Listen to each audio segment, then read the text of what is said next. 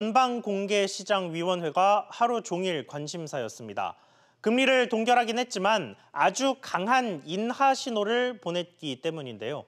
최근 금리 인하를 시사하는 듯한 발언을 했던 이주열 한국은행 총재도 한 걸음 더 나아갔습니다. 취재기자 연결해 보겠습니다. 엄하은 기자, 미국이 금리를 동결했는데도 사실상 내린 거나 다름없다라는 평가까지 나오던데 이유가 뭡니까?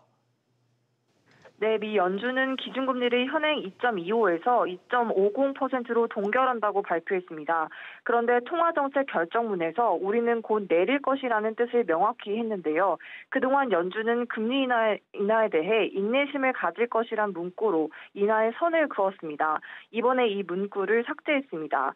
또 FOMC 위원 17명 중 7명이 기준금리 0.5%포인트 인하 견해를 나타냈습니다. 현 시점이 금리를 확 내려야 할 상황이라는 것인데 시장에서는 기대 이상으로 완화적이라고 놀라움을 표시했습니다. 여기에 이주열 한국은행 총재도 비교적 명쾌하게 의견을 내놨죠. 네, 이 총재는 시장이 연준의 연내 금리 인하 가능성을 높게 보는 것 같다고 말했습니다. 미국이 금리를 연내 내릴 것이라고 말한 것인데 여기에 더해 우리뿐 아니라 어느 나라든 연준의 정책 변화를 고려해 의사결정을 하게 마련이라고 덧붙였습니다. 연준이 내리면 한은도 금리를 내릴 수 있다는 겁니다. 이 총재는 특히 FOMC 절반가량이 인하 견해를 낼 것이라고는 예상하지 못했다면서 연준의 판단이 의외라는 점을 강조했습니다. 시장에선 8월에 한은이 금리를 내리는 게 아니냐는 8월 인하선이 흘러나오고 있습니다.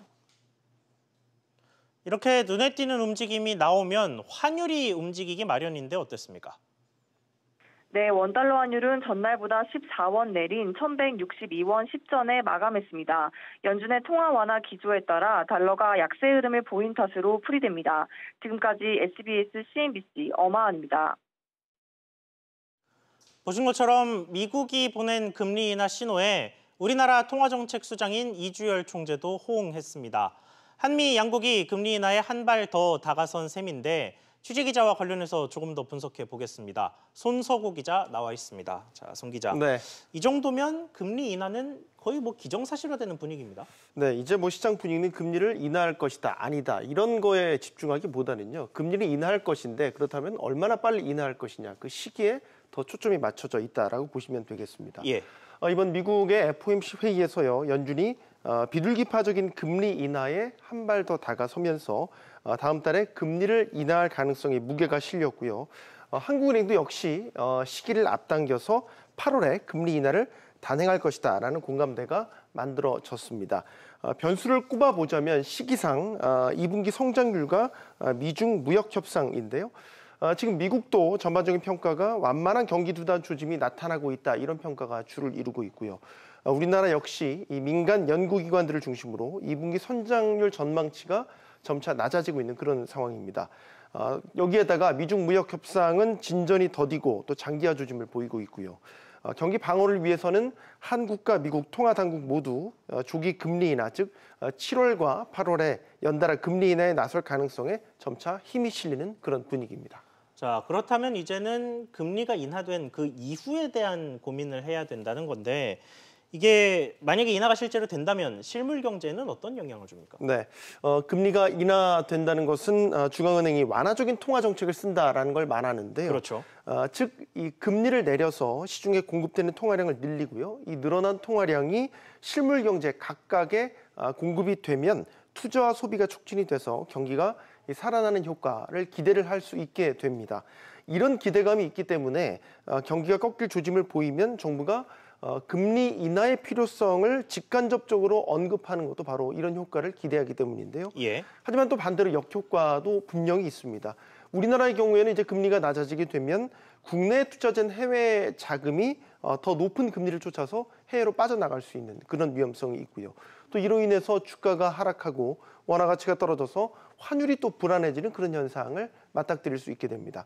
요즘 강남 재건축 아파트를 중심으로 집값이 반등 조짐을 보이고 있는데 금리가 인하되면 집값은 더욱 불안해질 수도 있습니다. 경기 활성화를 위해서 금리 인하가 필요하긴 하지만 집값의 부담이 크다는 점에서 또 신중해야 된다는 반론도 나오고 있는 상황입니다. 그렇군요. 송 기자 잘 들었습니다. 다음 소식입니다. 신동주 전 일본 롯데홀딩스 부회장이 다음 주 예정된 주주총회에서 신동빈 회장에 대한 해임안을 제출하지 않기로 했습니다. 다만 본인의 이사직 선임 안건은 또다시 제안을 했는데요. 자세한 내용 취재기자 연결합니다. 정광윤 기자, 최근 이어지고 있는 신동주 전 부회장의 이른바 화해 제스처의 일환이다, 이렇게 봐야 할까요? 네, 신동주 전 부회장이 대표로 있는 SDJ 코퍼레이션은 오는 26일 도쿄에서 열리는 일본 롯데홀딩스 정기 주주총회를 앞두고 신동빈 회장에 대한 해임안 없이 이사 선임안만 제안했다고 밝혔습니다. SDJ 측은 최근 신 전 부회장이 신동빈 회장에게 지속적으로 시도해온 화해 제안의 연장선상에 있다고 설명했는데요. 이에 대해 롯데그룹 안팎에서는 신 전 부회장의 이 같은 제안이 큰 의미가 없다는 분석이 나오고 있습니다. 신 전 부회장은 앞서 지난 2015년 경영권 분쟁이 불거졌을 때 롯데홀딩스 등기이사에서 해임됐고 이후 모두 5차례에 걸쳐 신동빈 회장을 끌어내리고 경영에 복귀하려는 시도를 했지만 모두 실패한 바 있습니다. 그렇다면 신 전 부회장의 이사직 복귀 가능성은 어떻게 분석됩니까? 네, 이사 선임 안건도 부결될 것으로 보는 시각이 많습니다. 무엇보다 앞서 신동빈 회장이 주총표 대결에서 모두 완승한 이후 그룹 지분 구도가 지금까지 바뀌지 않았고요. 이 때문에 화해 무드로 분위기 전환을 시도하는 것이라는 해석이 나오는데 이와 관련해 롯데 관계자는 신 전 부회장은 자신의 이사 선임 안건만 제안하면서 화해 제안의 연장선상이라는 의미를 부여했지만 올해 주총 결과도 예년과 크게 다르지 않을 것이라고 전망했습니다. 지금까지 SBS CNBC 정광윤입니다. 한국-GM 노동조합의 노조원들이 높은 찬성률로 파업을 결의했습니다. 이런 가운데 회사는 일부 사무직에 대해서까지 희망퇴직 접수를 확대했습니다. 취재기자 연결합니다. 권세욱 기자, 한국-GM 노조 파업 찬반 투표 결과 구체적으로 어떻게 나왔습니까? 네, 한국-GM 노조는 쟁의행위 찬반 투표에서 74.9%가 찬성했다고 밝혔습니다. 8천여 명의 조합원 중 약 85%가 투표에 참가했습니다. 찬성률이 과반을 넘기면서 노조는 중앙노동위원회의 쟁의조정 결과에 따라 쟁의권, 그러니까 파업권을 확보할 수 있게 해줬습니다. 중노위의 결정은 다음 주 월요일에 나올 것으로 예상됩니다. 노조는 이날 쟁의대책위원회를 열고 앞으로의 투쟁 방식이나 수위 등을 결정할 예정입니다. 노조가 이렇게 파업을 준비하고 있는 이유는 뭡니까? 노조는 지난달 시작하기로 했던 임금 협상 단체 교섭이 6차례 무산돼 쟁의권 확보가 불가피하다고 설명합니다. 한국GM노사는 교섭 장소를 놓고 신경전을 벌이고 있는데요. 사측은 기존 교섭장에서 지난해 회사 임원진이 노조에게 감금된 전례가 있다며 교섭 장소 변경을 요구하고 있습니다. 반면 노조는 지난 30여 년 동안 썼던 장소를 변경하자는 것은 교섭을 고의로 지연하려는 것이라고 주장하고 있습니다. 자, 이런 가운데 한국GM 사측은 이제 일부 사무직에게까지 희망퇴직을 받았다고요? 네, 한국GM은 최근 일부 사무직을 대상으로 희망퇴직 신청을 받았습니다. 내수 영업과 서비스, 마케팅 부분 200여 명이 대상이었습니다. 한국GM은 내수 판매량이 급감한 데 따른 경영 효율화 조치라고 설명했습니다. 노조는 구조조정 확대 가능성을 제기하고 있습니다. SBS CNBC 권세욱입니다. 버스나 방송업 등 예외를 적용받던 업종도 다음 달부터는 주 52시간 노동 시간을 지켜야 합니다. 그런데 좀 더 시간이 필요하다는 현장 요구에 정부가 9월까지 3달의 계도 기간을 주기로 했습니다. 윤성훈 기자가 보도합니다. 카드사에서 근무하고 있는 40대 김성태 씨. 요즘 퇴근 후 가족과 함께 여가 시간을 보내는 일이 많아졌습니다. 주 52시간 하기 전과 많이 달라진 점은 가족들과 같이 여가 시간을 보내는 이런 시간들을 좀 만들어서 금융업은 다음 달부터 주 52시간제가 시행되는데 회사에서 주 52시간제를 미리 적용하면서 생긴 변화입니다. 정부는 다음 달부터 주 52시간제가 적용되는 노선버스를 비롯한 총 21개 업종에 대해 9월 말까지 석 달간의 선별적 계도 기간을 부여하기로 했습니다. 추가 준비 기간이 불가피한 경우에 대해서는 선별적인 계도 기간을 시행하겠습니다. 계도 기간 내에 주 52시간제 준수를 위한 준비가 완료될 수 있도록 9월 말까지 상황을 지켜보겠다는 의미인데 주 52시간 시행을 위해 노사가 노력하는 회사가 6월 말까지 개선 계획을 제출할 경우에만 해당됩니다. 신규 인력 확충과 요금 인상 등의 시일이 걸리는 버스 업종도 9월 말까지 계도 기간을 적용받습니다. 고용부는 이 기간 동안 노동시간 위반으로 적발되면 최대 6개월의 시정기간을 부여하기로 했습니다. 그러나 이후에도 개선되지 않으면 2년 이하의 징역 또는 2천만 원 이하의 벌금형에 처할 수 있습니다. SBS CNBC 윤성훈입니다. 우리나라 사람들 보험 참 많이 가입하죠. 지난해 가구당 보험 가입률은 98.4%, 또 2017년 기준 1인당 보험료 지출은 연간 377만 원에 달했습니다. 이렇게 꼭 하나쯤은 해야 되는데 보험료가 너무 부담되니 저렴한 상품을 찾아다니게 되죠. 보험사들도 이를 노려서 상품을 출시하곤 하는데 최근에는 무해지 환급형이라는 상품이 인기를 끌고 있습니다. 같은 상품일 때 이 무해지 환급형은 보험료가 무려 20% 넘게 저렴합니다. 그러니까 일반 상품인 보험료가 20만 원짜리라면 이 상품은 15만 6천 원 정도가 되니까 매달 4만 원 이상을 아낄 수 있다는 얘기입니다. 일부 상품은 심지어 일반 보험에 비해서 만기 환급금이 20% 이상 많기까지 합니다. 내는 돈도 싸고 또 받을 수 있는 돈도 많다면 인기를 끌 수밖에 없죠. 실제 지난 2015년 단 34건만 팔렸던 이 상품은 매년 판매량이 눈에 띄게 증가해서 지난해에는 1,700건이 넘게 계약됐고 올해는 3월까지만 봤을 때도 이미 1,000건이 넘었습니다. 하지만 아름다운 장미꽃에도 가시가 있죠. 이 상품은 만기 전에 중도 해지를 하게 되면 환급금이 없습니다. 상품 이름이나 설명에 이렇게 무해지 환급이라는 문구가 들어있다면 중도 해지 시 환급금이 아예 없다는 뜻이고 저해지 환급이라고 이렇게 쓰여 있다면 중도 해지가 됐을 때 일반 상품보다 훨씬 적은 금액만 돌려준다는 뜻입니다. 보험 가입자들은 보통 보험을 가입할 당시에는 이 보험을 끝까지 유지할 수 있을 거라고 생각을 합니다. 하지만 시간이 지나다 보면 상황과 생각이 바뀌기 마련입니다. 실제 가입 후에 2년가량이 지났을 때 평균 보험 유지율은 70%도 넘기지 못했고 지난 2015년 국정감사 때 공개된 자료에 따르면 종신보험 가입 후 10년이 지났을 때 유지율은 40%에도 못 미쳤습니다. 보험료 저렴하다고 덥석 가입하시기 전에 신중하게 생각하시는 게 좋을 것 같습니다. 앵커 리포트였습니다.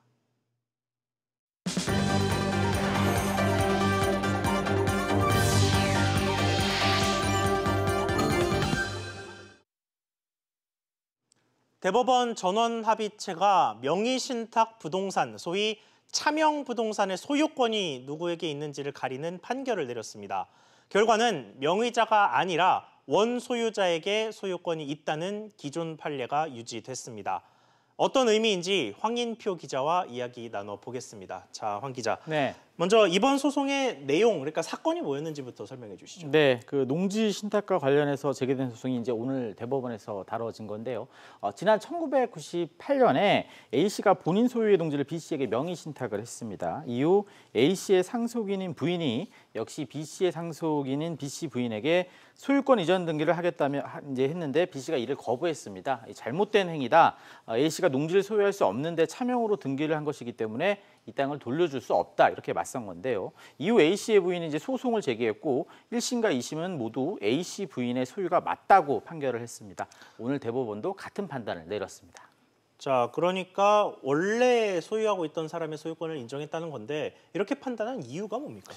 이번 재판의 최대 쟁점이 이런 명의신탁에서 이제 불법적인 원인이 있었는지 이런 여부였는데요. 그 앞서 1심과 2심 같은 경우에도 지난 2002년 대법원 판례에 따라서 이 다른 사람 명의의 등기를 마쳤다 이런 이유만으로 그것이 불법 원인 급여에 해당한다고 볼 수 없다 이런 판결을 내린 적이 있었습니다. 이 대법원도 오늘 같은 판단을 내린 거고요. 또 만약 그 소유자가 아니라 등기자의 소유권을 인정해 버리게 되면 다른 사람의 부동산을 이름만 빌려줘서 등기만 했을 뿐인데 이 등기자가 갑자기 이 부동산을 아무런 노력도 하지 않고 갖게 되는 그런 부작용도 나타날 수가 있습니다. 오늘 판결 김명수 대법원장의 말 들어보시죠. 예. 명의신탁에 대하여 불법 원인급여 규정을 적용한다면 재화 기속에 관한 정의관념에 반하는 불합리한 결과를 가져올 뿐만 아니라 부동산 실명법에서 명의신탁을 금지하고 있다는 이유만으로 명의신탁자로부터 부동산에 관한 권리까지 박탈하는 것은 일반 국민의 관념에 맞지 않습니다. 자, 그럼 오늘 대법원 판결이 나온 것에 따라서 영향을 받게 되는 것들이 있습니까? 네, 이 명의신탁의 경우 주로 이제 문중이라든지 이 교회와 사찰, 종교단체의 땅이 좀 문제가 되는데요. 문중 대표라든지 종교단체 대표 한 사람의 명의로 여러 사람의 땅이 한꺼번에 등기가 돼 있기 때문인 경우가 좀 많기 때문입니다. 이 때문에 이 소유권과 관련해서 이 땅이 원래 내 땅이니까 좀 되돌려 달라 이런 요구와 소송이 좀 잇따를 것으로 예상이 됩니다. 한편 오늘 대법원에서 반대 의견으로요, 명의신탁이 부동산 투기나 납세 의무를 회피하는 목적으로 악용되고 있다며 부동산 실명제가 도입된 지 20년이 지났는데 이제는 좀 명의신탁을 근절하기 위한 그런 사법적 결단이 필요하다 이런 의견도 함께 나왔습니다. 문중 부동산 등 기존에 좀 불가피했었던 이 명의신탁의 경우 이 원소유자에게 소유권을 인정을 해줬지만 나중에는 소유권을 인정하지 않는 판결이 나올 가능성도 어느 정도 있어 보입니다. 그렇군요. 황 기자 잘 들었습니다. 그동안 고급화와 풀 서비스를 무기로 내세웠던 대형 항공사들이 앞다퉈서 서비스 간소화에 나서고 있습니다. 비쌌던 서비스는 없애고 또 선호되는 서비스의 가격은 높였는데요. 먼저 바뀌는 게 뭔지 안지혜 기자가 알아봤습니다. 비행기 1등석은 오랫동안 대형 항공사의 자존심으로 꼽혀왔습니다.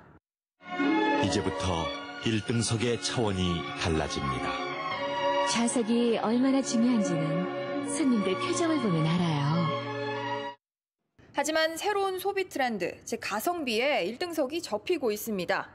아시아나항공은 오는 9월부터 모든 여객기에서, 대한항공은 이달부터 국제선 27개 노선에서 1등석을 모두 빼기로 했습니다. 탑승률이 20%대에 그치는 1등석 대신에 서비스는 줄지만 수요가 높은 비즈니스석을 배치하기 위해서입니다. 서비스별 가격표도 새로 붙입니다. 오늘부터는 국내선 이용 시 선호 시간대와 일반 시간대 출발에 다른 운임을 적용하고 또 공간이 넓은 비상구합 좌석도 추가 금액을 받고 판매하기로 했습니다. 갈수록 악화하는 수익성을 방어하기 위한 고육지책입니다. 고객 선택권 확대를 통해 고객 편의를 제고하고 이와 더불어 회사 수익성 개선을 위해 지속적으로 노력해 나갈 계획입니다. 엎친 데 덮친 격으로 올해 항공 수요는 더 둔화할 거란 전망도 나오는 상황. 저비용 항공사 고공행진에 대형 항공사의 서비스 다이어트가 속도를 내고 있습니다. SBS CNBC 안지혜입니다. 네, 지금 보신 대형 항공사들의 이런 변화 어떻게 생각하십니까? 휴가철을 앞두고 항공 요금과 서비스가 달라진다면 관심이 갈 수밖에 없는데요. 오정인 기자와 조금 더 짚어보도록 하겠습니다. 자, 오 기자.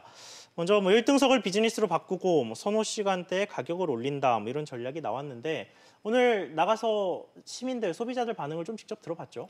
네, 조금 비싸더라도 편리함을 선택하겠다는 쪽과 가성비가 우선이라는 입장이 갈리고 있습니다. 직접 들어보시죠. 예. 충분히 이용할 만한 것 같아요. 3에서 5만 원 정도면 수용할 만하죠. 그래도 많이 차이 나는 게 아니면 사용을 아마 하지 않을까 그렇게 하고 있어요. 젊은 사람들은 웬만해서 비용이 적게 드는 편으로 여행을 가는 거를 예산을 잡는데 좌석이 좀 업그레이드 됐나 싶어가지고 그래도 안 이용할 것 같아요. 자, 일단 당장은 소비자들의 반응이 좀 갈렸는데 이 대형 항공사들이 이렇게 변화라면 변화인데 이런 변화를 시도하는 이유는 뭔가요? 네, 한마디로 저비용 항공사의 공세로 인해 수익성이 악화됐기 때문입니다. 실제로 지난해 대한항공 영업이익률은 5%도 채 되지 않았고 아시아나항공도 0.39%에 불과했습니다. 반면 저비용 항공사 1위인 제주항공은 지난해 8%를 기록했습니다.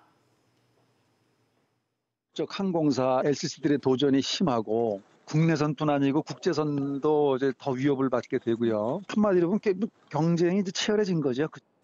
대형 항공사는 수입 전략을 철저하게 서비스를 제고를 하는 측면으로 가고 그에 따라서 오히려 가격을 내리는 게 아니라 가격을 올리는 거죠. 아예 차별화 전략으로 가는 거죠. 자, 그러니까 대형 항공사들이 차별화를 위해서 서비스를 일부 고급화한 게 오히려 가격 인상과 비용 증가로 이어졌다라는 거고 또 국제 노선에서도 저비용 항공사들이 좀 열심히 나서고 있다. 뭐 이런 얘기군요. 네, 그렇습니다. 그래서 최근 양대 항공사가 방향을 선회하고 있는데요. 조원태 한진그룹 회장의 최근 발언 들어보시겠습니다. 예. 항공은 그 저가 항공사와 차별화된 전략으로 그 시장에 그냥 지켜만 보고 있었는데 더 이상은 간과할 수만 없다는 것을 느끼고 있습니다. 네, 이제 대형 항공사가 본격적으로 저비용 항공사 시장을 공략하는 상황이 벌어질 것으로 예상됩니다. 그러면서 소비자의 선택 폭은 넓어질 전망입니다. 자, 그렇군요. 오 기자 잘 들었습니다. 동남권 신공항 문제가 국무총리실에서 재검토됩니다. 김해 신공항 강행 방침을 고수하던 국토교통부가 오늘 부산, 울산, 경남 지자체장의 요청을 받아들인 겁니다. 취재기자 연결해 보겠습니다. 오수영 기자. 네, 오수영입니다. 네, 합의 내용부터 전해주시죠. 네, 김현미 국토교통부 장관과 오거돈 부산시장, 송철호 울산시장, 또 김경수 경남도지사는 오늘 오후 회동을 갖고 김해 신공항 문제를 총리실에서 논의하기로 하고 그 결과를 따르기로 전격 합의했습니다. 검토 시기와 방법 등 세부 사항은 총리실 주재로 국토부와 부울경이 함께 정하기로 했습니다. 다만 원점 재검토는 아니며 국토부 입장과 부울경 검증단이 제기한 문제를 총리실에서 정리하고 종지부를 찍겠다는 설명입니다. 자, 그동안 이 동남권 신공항을 놓고 갈등의 골이 좀 깊었죠? 그렇습니다. 앞서 정부는 지난 2016년 6월 10년 넘게 끌어오던 부산 가덕도와 경남 밀양 신공항 부지 갈등에 종지부를 찍고 기존 김해공항을 확장하는 방안을 발표했는데요. 정부는 당시 공정성 논란과 혹폭풍을 의식해 연구 용역도 프랑스 전문 기업에 맡겼습니다. 하지만 부울경 광역단체장들은 김해 신공항이 소음과 안전 문제, 또 경제성 등 미흡한 부분이 많아서 제대로 된 관문공항 역할을 할 수 없다고 주장하면서 정부안에 반대해왔습니다. 그럼에도 국토부가 강행 의지를 굽히지 않자 문제를 총리실로 이관하자고 요구했고 오늘 국토부가 이를 수용한 겁니다. 지금까지 SBS CNBC 오수영입니다.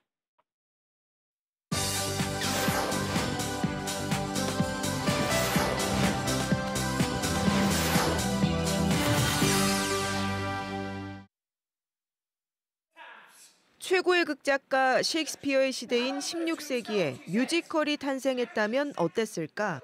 뮤지컬 Something Rotten은 이런 엉뚱하면서도 기발한 상상력을 바탕으로 인류 최초의 뮤지컬을 제작한 바텀 형제의 고군분투를 그렸습니다. And happy endings happening by happenstance. Bright lights, stage fights, and a dazzling chorus. You want to be great and you got to create a musical. I don't know. I'm having a hard time believing anyone would actually pay to see something like this. 2015년 미국 브로드웨이에서 첫 선을 보인 뒤 첫 해외 무대로 우리나라를 택했습니다. 브로드웨이 무대 세트와 의상 등을 그대로 갖고 와 현지와 같은 감동을 느낄 수 있습니다. 특히 영국식 언어 유희가 큰 재미로 꼽히는데 영화 보헤미안 랩소디 등을 번역한 인기 번역가 황석희 씨의 센스 있는 번역이 재미를 더합니다.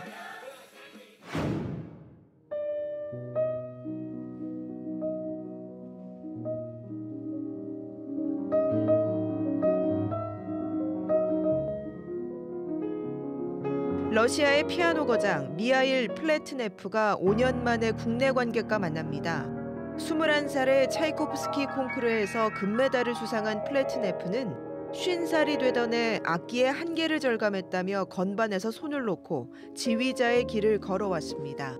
10여 년의 공백이 무색하게 5년 전 성공적으로 복귀한 플래트네프는 이번 내한 공연에서 베토벤의 소나타 열정과 론도, 극한의 테크닉을 자랑하는 리스트의 소품들을 선보입니다.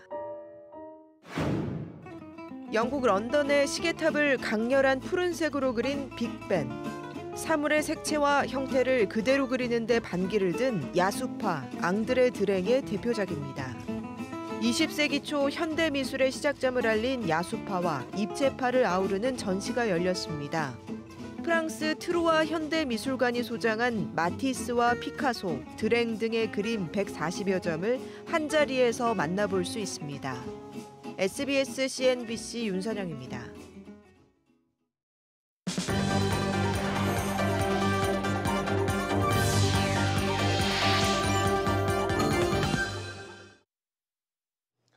서울 아파트값이 8개월 연속 하락세를 보였습니다. 한국감정원은 6월 셋째 주 서울 아파트 매매 가격이 지난주와 같은 0.01%의 하락률을 보였다고 밝혔습니다. 다만 강남구는 지난주에 이어 2주 연속 상승했고 송파구도 지난주 보합에서 0.01% 상승으로 돌아섰습니다. 디지털 시대 나만의 금융생활 노하우를 주제로 웰컴저축은행과 SBS CNBC가 공동으로 진행한 머니챌린지 유튜브 영상 공모전에서 20대가 알아야 할 금융정보를 재치 있게 보여준 김나영 씨가 영예 대상을 수상했습니다. 김 씨는 모바일로 수수료 우대받는 환전 방법 등을 노래로 손쉽게 보여주는 작품을 제작 1등을 차지했고 2천만 원의 상금의 주인공이 됐습니다. 깡통 전세의 피해를 예방할 수 있는 지침을 노래와 그래픽으로 선보인 이종민 씨가 2등을 차지해 300만 원의 상금을 받았습니다.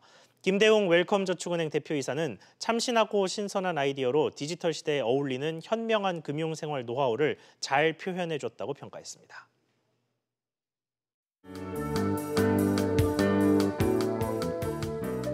안녕하세요. K웨더 라이프스타일 예보 오종입니다. 오늘 하늘에는 전국적으로 구름이 많이 낀 가운데 아쉽게도 내일 역시 구름이 많거나 흐린 날씨가 이어지겠습니다. 중부지방과 경상 내륙에는 대기가 불안정해지면서 흐린 날씨와 함께 소나기가 내릴 것으로 보여 외출하실 때는 작은 우산을 하나 챙기시는 게 좋겠고요. 그 밖에 전라도와 남해안 그리고 동해안으로는 구름 많은 날씨가 예상됩니다. 내일 날씨는 흐리지만 더위는 계속되겠습니다. 내일 서울 아침 기온은 19도에서 낮 기온은 26도까지 오르겠고요. 대구의 경우 31도까지 오르면서 평년과 비슷하거나 조금은 높게 나타나겠습니다.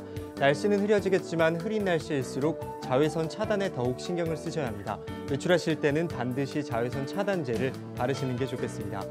중부지방은 아침부터 점차 흐려지면서 낮부터는 소나기가 이어지겠습니다.